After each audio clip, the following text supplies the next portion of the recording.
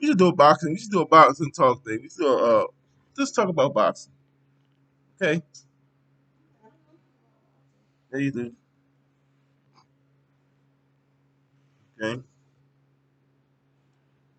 You saw Terrence Crawford fight, right? No, you ain't gotta talk. You ain't gotta show yourself. But you are. Why don't we both show ourselves? I'm here. We got no goddamn shirt on. A old skinny body and gray ass beard. Shit. You a house frog.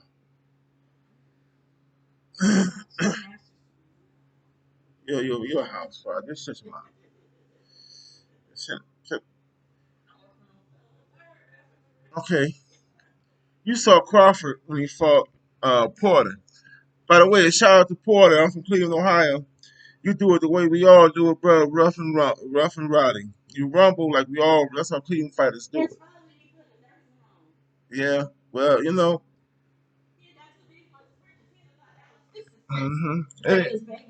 Anyway, I think this is just. Let me digress for a minute. Damn that goddamn light. How the fuck I'm gonna get rid of it? Okay. I think Sean Porter uh, and Stipe Miocic and myself are the only one that I did a little boxing. Well, really, I've been training since I was like 12. I'm 56 now, but I don't train now. I just got out of a real bad illness that left me in the hospital bed for about 4 months or so. So my muscles have atrophied. Uh, anyway, I always use the jab. That's the only difference. Well, they do too, but I use a little more. Got a big right hand, and I was a bigger man. I was like 250, 200, 280 at one time, and they're a little smaller than me, so they were a little quicker. So I had to use a jab, double jab to really get. But anyway, what do you think again? Terrence Crawford or Errol Jr., Errol Spence Jr. Who you think gonna win if they fight? If they fight. But you saw him fight Sean, and you saw him fight what's my man from England's name? Chocolate Brownies?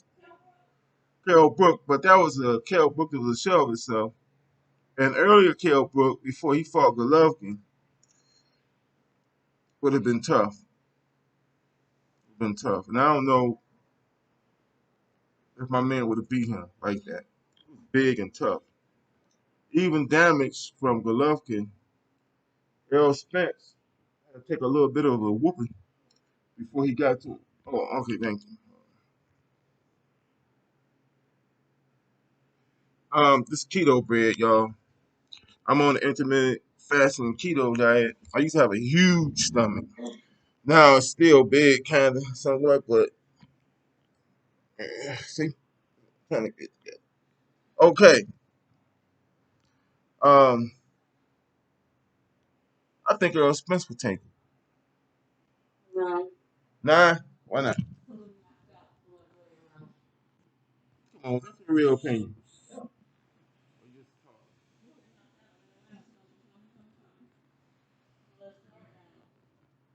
I'm gonna tell you something.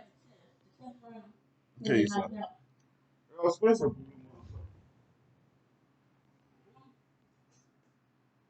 don't think that Crawford got enough to knock him down.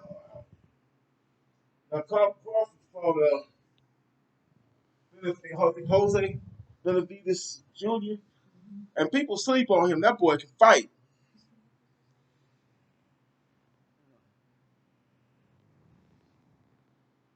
That boy can fight. No, it's probably funny. That boy can fight. Okay,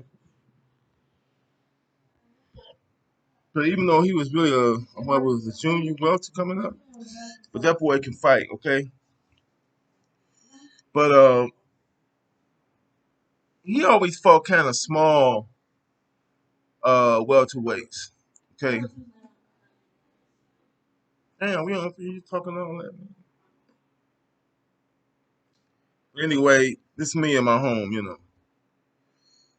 and I want the people, I ain't got no money for all them screens and shit like that, so I gotta come raw.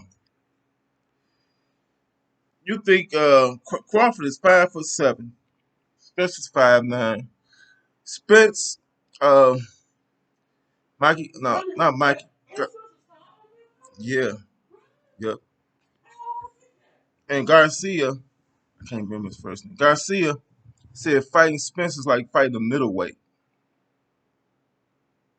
So Spence is a bigger man and a brutal man. He beat down Ugas, who has taken everything that a lot of good guys have to offer.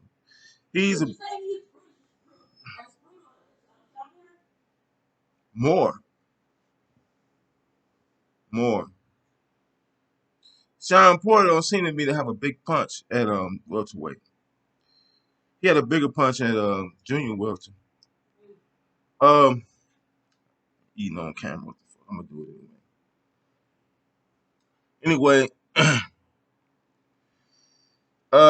I just think over time, Bud Crawford, I don't think his legs are what they were, so I don't think he can really move around all night.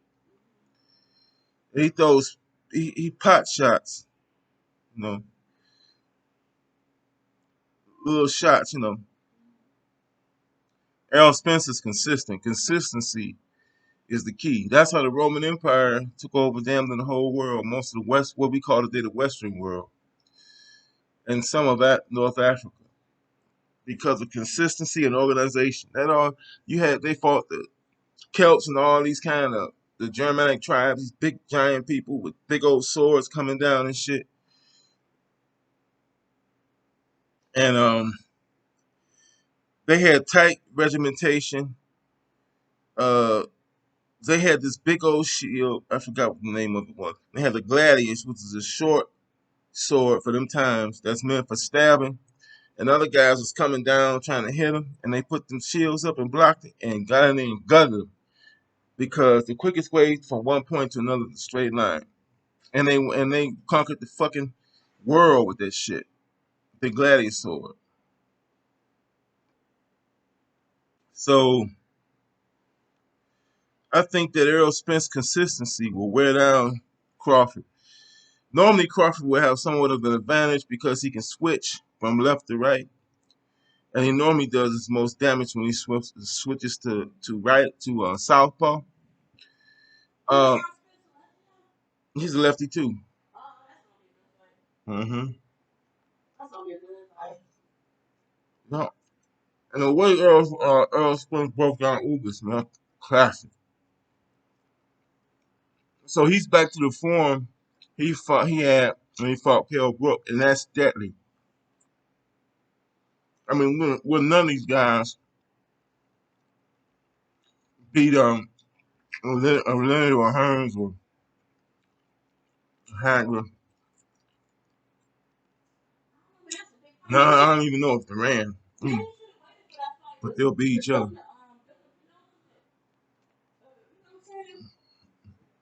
Well, they're trying to get together now,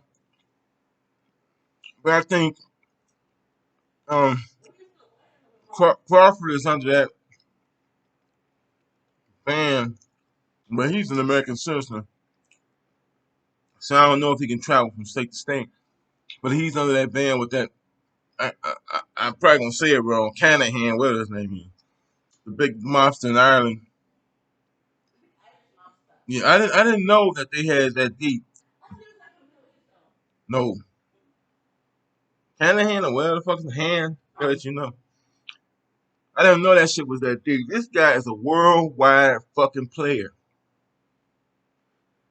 And I heard that the feds think that Halloran, whatever the fuck his name is, Danahan, Kinahan, something like that. Um, I heard that he used the Tyson Fury,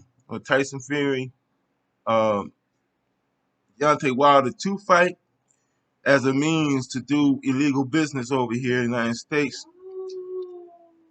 or either launder some money or something, or sell some weapons. I don't know. I've heard all that, and that's why they have a ban on Tyson Fury and all these guys leaving England and other places, because I guess they want to check into their bank statements and their financial records and all that kind of thing. I don't know, but that puts the Terrence Crawford Errol Spence fight in jeopardy, big jeopardy. But they say in England, massive jeopardy. Um, Plus, a lot of people don't think it's really a big money fight. Eddie Hearn said that. I think he said that that fight wasn't really all that much, you know. But it's a fight. I think so too, for history and legend, and it has to go on. But to me, one of them scared, the other one glad of it. But I think what happened on Earl's side was the PBC sit his ass down and show him what it looked like financially. And I think Earl Spence, above all, is a man who's about business. And when he saw that, I think he kind of drew back a little bit, and especially what they say. Terrence Crawford want like 20 million or something like that. He could be pricing himself out on purpose. Can you imagine Leonard and Hearns acting that way? You remember back in them guys couldn't wait to get to each other to see who was the best. They could not fucking wait. People say he dodged and Pryor, but I don't think that's the case. He went towards Hagler when he came back out of retirement. He wanted Hagler, but he waited till he saw something. Well, he was a welterweight. Hagler was a middleweight and a beast. But he saw Hagler start. I think he felt that some of the juice had been beaten out of Hagler. And it had been. People talk about that Hearns fight, but that goddamn Mugabe fight was grueling and brutal. And brutal. And right after the Mugabe fight, because he used to be a boxer, sort of, and a puncher. He could his footwork was great. People don't remember Marvin Hagler's footwork was awesome. More awesome than just about all these fighters today. I'm telling you. Some of these guys who move and bounce around, you think that's footwork. But Mike Tyson had great footwork when he was younger. People say, well, he wasn't about. He was technically. I think Mike Tyson might have been the best boxer technically up until Mayweather. Because see, Mike Tyson is a short, stubby leg. He can't dance around and throw jabs with these 6'5" guys. I knew his time was limited, no matter how fast and powerful he was, because of a tremendous height and reach deficit. I mean, I don't care how strong or tough or built like a statue or stone you are, and fast and all. Tyson was one of the fastest heavyweights ever. One of the most powerful pinpoint punches ever. But I think he should have relied on his jab a little more, because he did have a stiff jab when he could time it and get on the inside with it. But you can't box with God. In other words, something way up here taller than you, your time is limited as champ. If you probably 5'10", which a lot of people I know, reputable people, say he probably was. One person was his bodyguard. One person was one of his bodyguards when he was out at I think when he came to Cleveland, I think he was out at King's Ranch, Boxing Ranch. Y'all don't know nothing about that. It was in Orwell, Ohio. My cousins worked out there, and I've been out there farm before. And I think Tyson sometime went there. And a guy named Dan Bobish, who I trained with in shoot fighting back in the early 90s, he was Tyson's bodyguard. So he told us Tyson's about a little bitty guy. Anyway, that reach always counts, especially in the hands of I don't want to call Earl Spence a master. I don't want to call none of them masters. But I'll say for today, a master like Earl Spence, trained by Derrick James. Derrick James will teach him or show him how to take advantage of that and the pressure, relentless pressure. And the way I seen Earl moving inside on Ugas, that's some classic shit. That's always some Henry Armstrong shit almost, where he was coming in, slipping this way and then slipping that way, tagging. I don't think Crawford could do nothing with that because I don't think he's ever seen that in a modern time. I don't think he ever fought anybody that did that in modern times. People don't do that anymore. So I think eventually he'll get the Crawford. I don't know if it'd be a knockout, but I think he would win in a 12-round fight. So that's what I'm gonna say. I go for Earl Spence. Tell me why you think Crawford will win. Tell me why you think Crawford will win. Tell me why. Turn around, look at the camera. I'm gonna show you back then.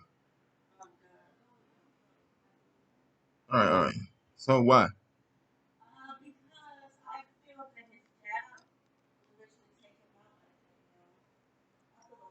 Earl Spence has a more consistent and better jab than Bud Crawford has.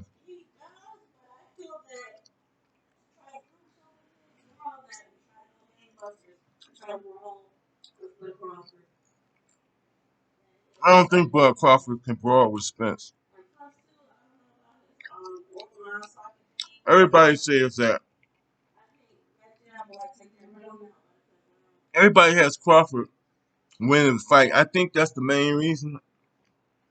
Because Spence showed in the Ugas fight. Ugas not a hard puncher though, mind you.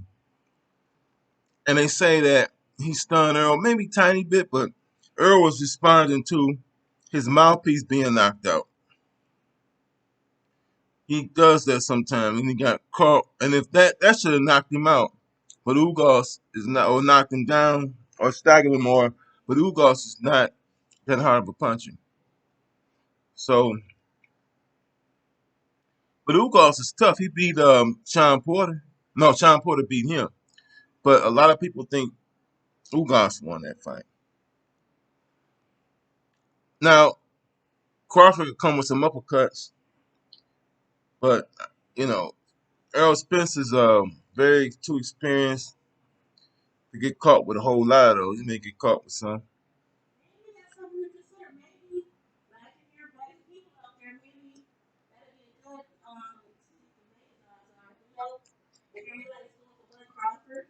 Hmm.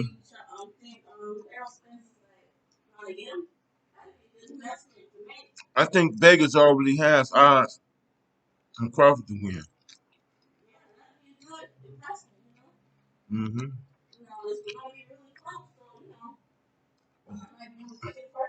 But would you like to put wager on what round it might go, or so would you wager that, or would you just wager to win the fight, or what? Or would you hedge? Would you hedge your bets on all scenarios? On two?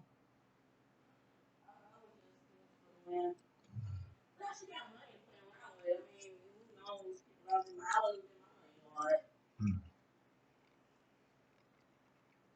Well, I'm gonna go with Errol Spence Jr. That I think he probably will win. You never know.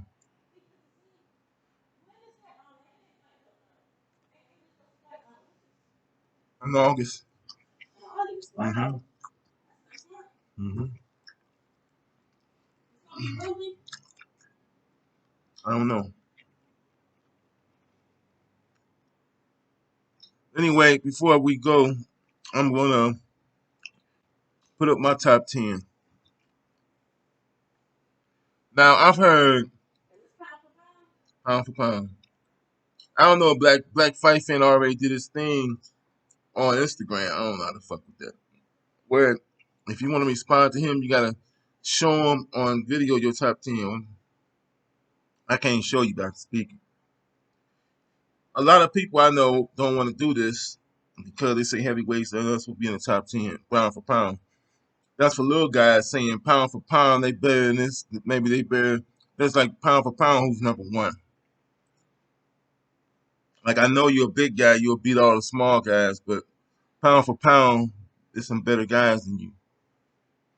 Okay, I'm gonna say Usyk is number one. He came from he was a cruiserweight, and then he became undisputed at cruiserweight, pretty much cleaned out his division, and then went up to be uh, a good heavyweight. Only thing holds AJ back is his heart and his chin, and I think his heart went away with the first knockdown when he fought he fought Vladimir Klitschko, and he didn't recover well. It took him a while to recover, and I think he realized he was chinny. He probably realized it before, but I don't think he had ever been hit that hard. So AJ was a very competent heavyweight. At one time, he was my favorite heavyweight because he threw combinations and he knew how to box. Okay, Usyk has beaten Joe Joyce in some kind of little thing that they have, but like fights that where you rank between when it's between amateur, it's a way between amateur and professional. So the fact that Usyk beat AJ was no fluke, and it does not really reflect on AJ. But Big Joe Joyce is big and slow as hell, but Usyk still beat him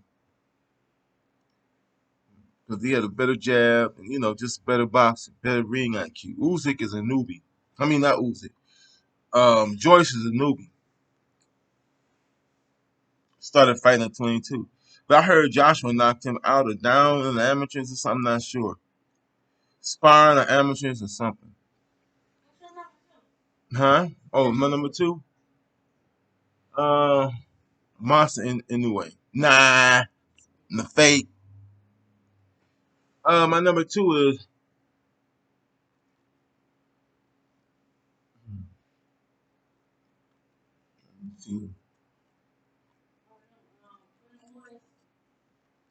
I just say Terrence Crawford. I mean, I don't think he'd be Smith, but he's number two.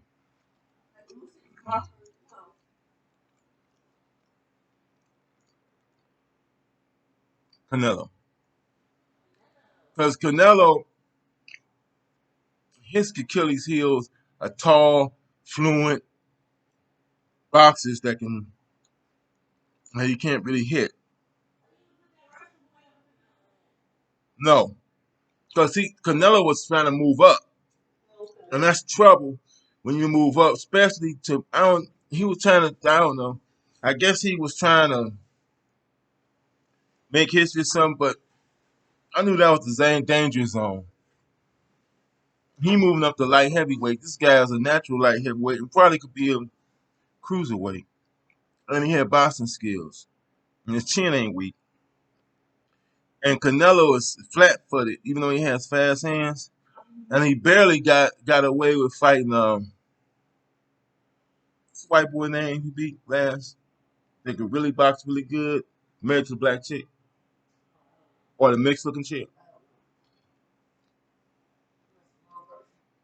I forgot his name, but he's one of my favorites at the time. He have a lot of power, but he can box his ass off. And his chin ain't weak. Um, Plant is his name. Mm-hmm. So I knew going up there and fighting um Bivol was not easy. It's not going to be an easy task. And I'm not shocked at what happened at all. Because his weakness, first of all, is footwork and fast hands and lateral movement. That's footwork. So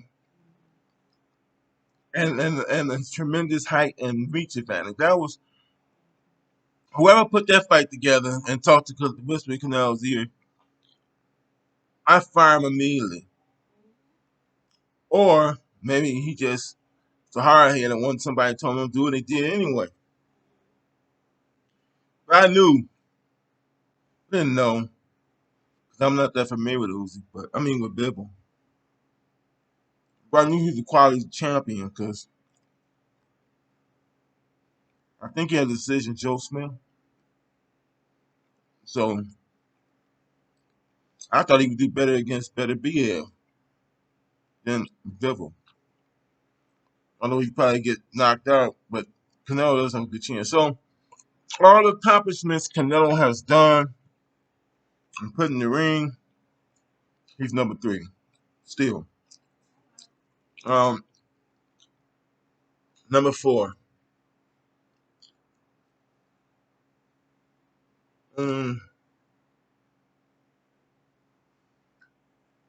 I'm gonna have to say Shakur Stevens because he had even though he's not undisputed, he had a better win. He beat a better opponent. Um, no, he's unified because he beat a Mexican dude. The Mexican dude was tough as fuck. He was one of my favorites.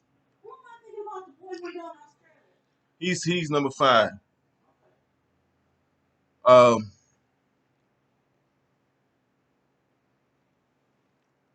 he beat his opponent was a better opponent than was Kambosos to me. Kambosos will probably never reach that height again. That was fine. I don't know. I want to say the fluke. I don't know. Want to say that and take a man's credit from him, but I don't think he'll ever attain that type of stature again. I like Haney. I love his father. I love the kid. I like him. I like. Oh my God, he's great. Great. He's tough inside. He wants to be the best, which I don't see a lot of guys. He wants the challenges. And then that I take Devin Haney 5. Okay, obvious reason he's undisputed. So I have to put Josh Taylor at number 6 because he's undisputed. I put the undisputeds high up there. He's 140 pounds. I mean, I don't think he's undisputed now. I think he dropped some of those belts, but he was undisputed. So I got to put him at 6. Mm.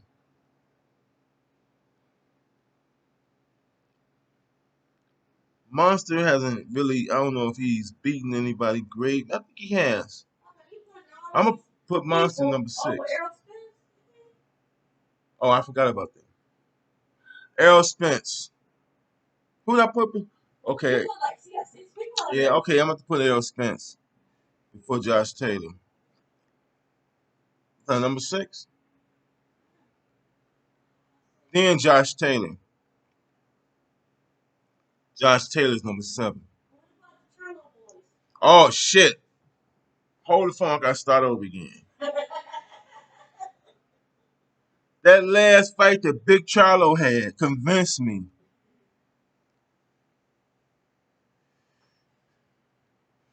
It's hard between him and Errol Spence. Number, you know. I'm going to have to put him at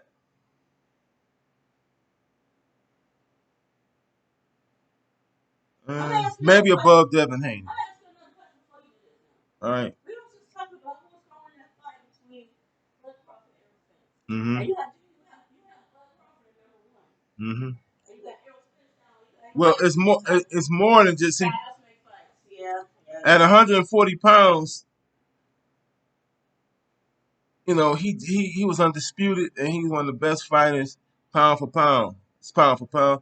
Now he's a welterweight, full blown one. And I think that the one obstacle I don't think he can overcome that. But the work he's done so far, being undisputed, taking out Sean Porter and Kell Brook, even though they were shot. I think that last fight for Brook was it. I mean, I don't think he. I think because he had a lot of rough fights, and I think Sean Porter, and I think that fight he had with Earl Spencer is pretty much his last go round. Really, I said I don't think his body could take the same. And he fought different. He was lunging in against Crawford because he was supposed to be retiring anyway. So that was just let's fight and get it over with. Yeah, nigga is fucking narcissist. But sometimes people say things when they feel awkward or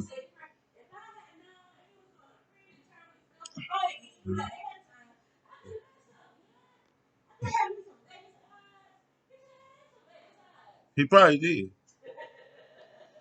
Both of them. They probably got together with Crawford and said, "Okay, I'm gonna fight you hard, but when I start getting rough, but you know." But Sean Porter wanted to fight on. Sometimes a person, especially a man, who's using us, especially Cleveland niggas, you know how we are, Northeast Ohio. Sometimes a man, like a lot of black men, that's all they got is they masculine. And it's how he's still relatively young, and he grew up in the same places I grew up, just about his father, or just similar to how I grew up. So sometimes when those feelings of protectiveness and being a nourisher come up, this bravado takes over, and this you don't want to say, "Oh, I don't want my son to get hurt," or like you're gonna cry or something. So then that he didn't do what I told him to do came out, which he probably didn't do what he told him, but like I am with my kids, somewhat. I'm not that bad anymore because I got older.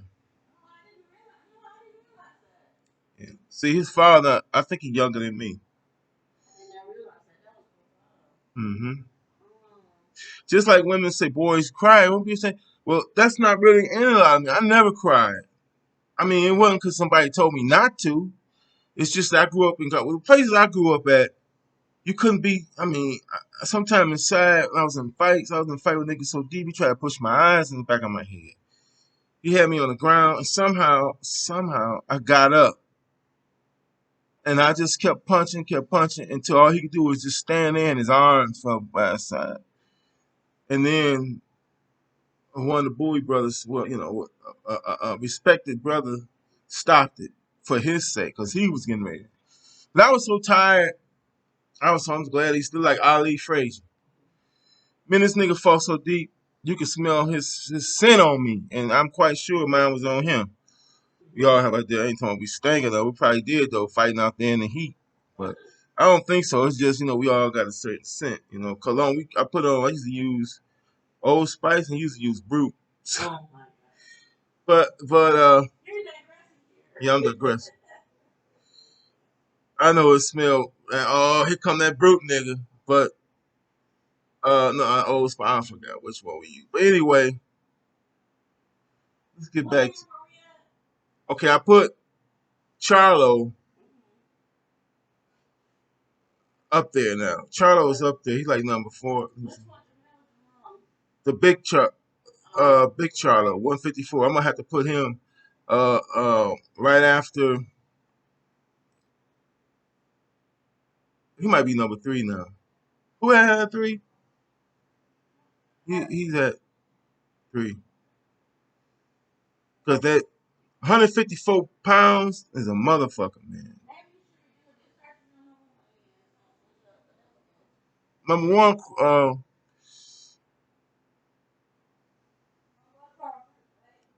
yeah,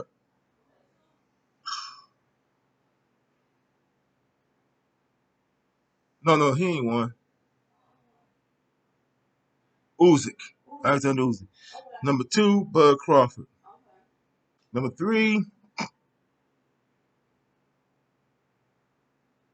Canelo. Number 4,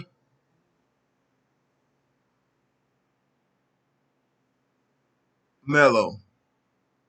What's his name? Jamal. Jamal. Big Charlie, 154. Well, he's number 4, right? Number 5,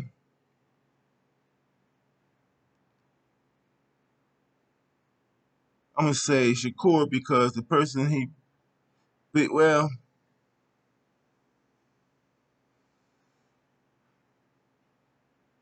Shakur, because the guy he beat to be unified was a tougher at that weight than Cambosis to me. What's that number one? 5, 4, 5. Number 6, uh, I have to say no. What's his name? Haney. Number 6, Earl Spence. Number 7 is Josh Taylor. Number 8 is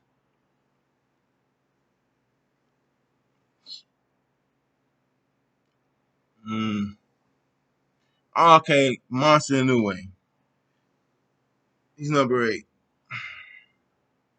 Number 9,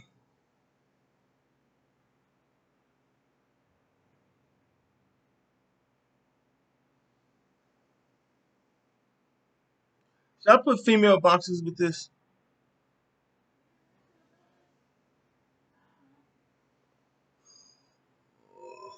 Maybe Carisha Shields. No, I'm gonna put her above Monster. She's number 8 because I think she's undisputed. And also she fights MMA too. That's cross the she's good at combat sports, period. So but I put her at 8.